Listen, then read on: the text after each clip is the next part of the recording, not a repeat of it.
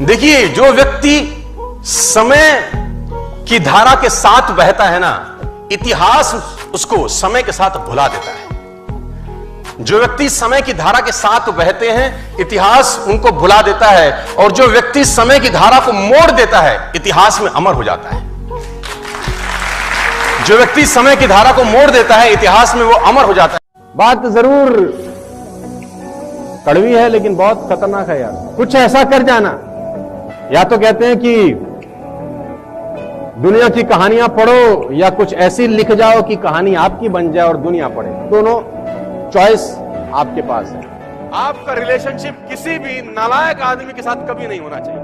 मैं इसको डिटेल में समझाऊंगा। आप 5 शराबियों के साथ 6 महीने गुजारो।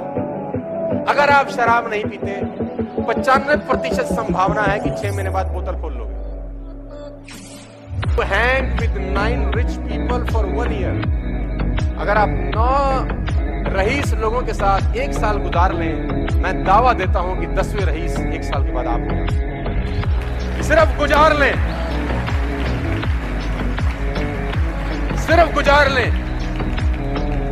और अगर आप 9 नालायक लोगों के साथ सिर्फ 2 महीने गुजार लो,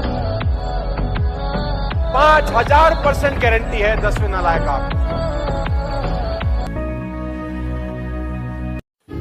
समस्याएं खराब नहीं होती, ये शाश्वत है, ये होती है, और होवे तो होवे, कोई डर नहीं, कोई तकलीफ नहीं। जिंदगी में आप और हम अपनी लाइफ में ये ध्यान रखना, पुरानी सोच और पुराने नजरिए को अगर आपको मारना है, और आपको कैसे सर कैसे स्वीकार कर लेना, जीवन जब से है तब से समस्याएं हैं, थी और तीनों काल रहेगी। जो कहे समस्याएं मिटा दो, मार्केट को पूरे को खाली कर दो, तब मैं मोटरसाइकिल चलाऊंगा। अरे ड्राइवर उसे कहा जाता है जो भरे ट्रैफिक में से अपनी कार को और अपने मोटरसाइकिल को निकाल ले जाए। दुनिया में एक आदमी, एक डॉक्टर था, हार्ट का डॉक्टर, और हार्ट का डॉक्टर गया अपनी कार को ठीक कराने मैकेनिक के पास। तो इंजन खोलना पड़ा, तो मैकेनिक ने बोला, डॉक्टर साहब आप मेरे में तो कोई फर्क नहीं है, आप भी आदमी का इंजन खोलते हो, उसका इलाज करते हो, मैं भी इसका इंजन खोलता हूँ, उसका इलाज करता हूँ, फिर मैं 1 रुपया कमाता हूँ, आप उससे 10 गुना कैसे कमाते हो? डॉक्टर ने कहा, बात में तो दम है यार, ये भी पूरे नट बोल्ट खोलता है, मैं भी पूरे नट बोल्ट खोलता हूँ। डॉक्टर ने 5 मिनट सोचने और चिंतन करने के बाद बोला, यार बात तो तेरी सही है, बस तू एक काम कर, ये इंजन को चलती हुई गाड़ी में खोल के बता।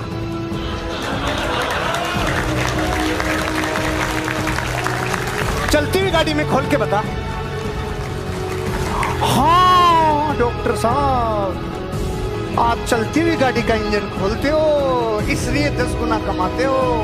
इस दुनिया में जो लोग ये मानते हैं ना कि समस्याएं तो जगत में थी रहे हैं और रहेंगी, उनके सामने समस्याएं आती ही नहीं है, क्योंकि प्रॉब्लम कुत्ते की तरह होती है। कुत्ता आया और अपन ने उसको देखते भागो रहा है,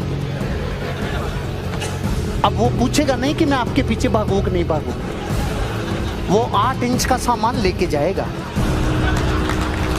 क्योंकि आपने प्रॉब्लम को देखते ही भागना चालू कर दिया, तो प्रॉब्लम आके चिपकती है, और प्रॉब्लम आते ही अगर आपने भागेगा कि नहीं भागेगा?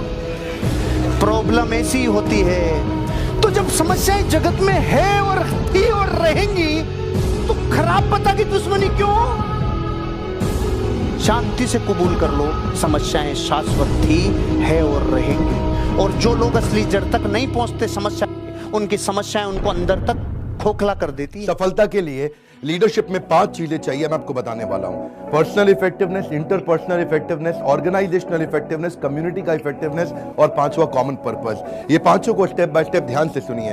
पर्सनल इफेक्टिवनेस, अगर आप ताकतवर नहीं है, आप दूसरे को ताकत नहीं दे सकते। अगर आपकी जेब में 100 रुपए का नोट है, आप सामने वाले को 1000 नहीं दे सकते, तो आपको पहले पर्सनली ताकतवर होना पड़ेगा। ये था आपका पर्सनल इफेक्टिवनेस। दूसरा है इंटरपर्सनल।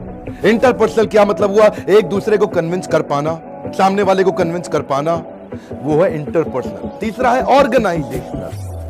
पर्सनल, इंटरपर्सनल, तीसरा क्या है? ऑर्गेनाइजेशनल। ऑर्गेनाइजेशनल आपके नीचे होती है, आपकी टीम है, आपकी कंपनी है। अगर आप बहुत सामने वाले को कन्विंस कर लेते हो, वाक चातुर्य है, बोलना आता है, समझाना आता है अपनी बात, तो आप सेल्समैन बन जाएंगे, जरूरी नहीं बिजनेसमैन बन पाए।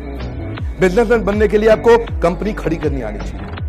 कहीं देखा आपने लोग 2, 4, 10 लोगों की कंपनी सारी जिंदगी चलाते हैं, 15, 20, 25 लोगों की कंपनी सारी जिंदगी चलाते हैं, बड़ा कॉर्पोरेट नहीं तैयार कर पाते, उसको बोलते हैं ऑर्गेनाइजेशनल इफेक्टिवनेस। लेकिन इसके बाद चौथा क्या है? कम्युनिटी का इफेक्टिवनेस, यानी कि अपने आसपास सप्लायर, वेंडर, आपके कस्टमर, आपके investor, shareholder, stakeholder, जितने भी लोग आपके समाज में जुड़े पड़े हैं, उनको बोलते हैं आपका कम्युनिटी। जब वो जुड़ता है तो बनता है शक्तिशाली इकोसिस्टम। जैसे YouTube के ऊपर मैंने केस स्टडी बनाया, इकोसिस्टम है। गूगल क्या है? इकोसिस्टम है।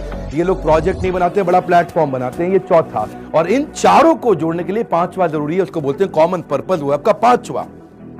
ये चारों कब जुड़ेंगे? जब ये चारों को कॉमन धागे से जोड़ा जाए। सारे मोती इकट्ठे कर लो, लेकिन धागे से अगर उसको पिरोया ना जाए तो वो माला नहीं बनती।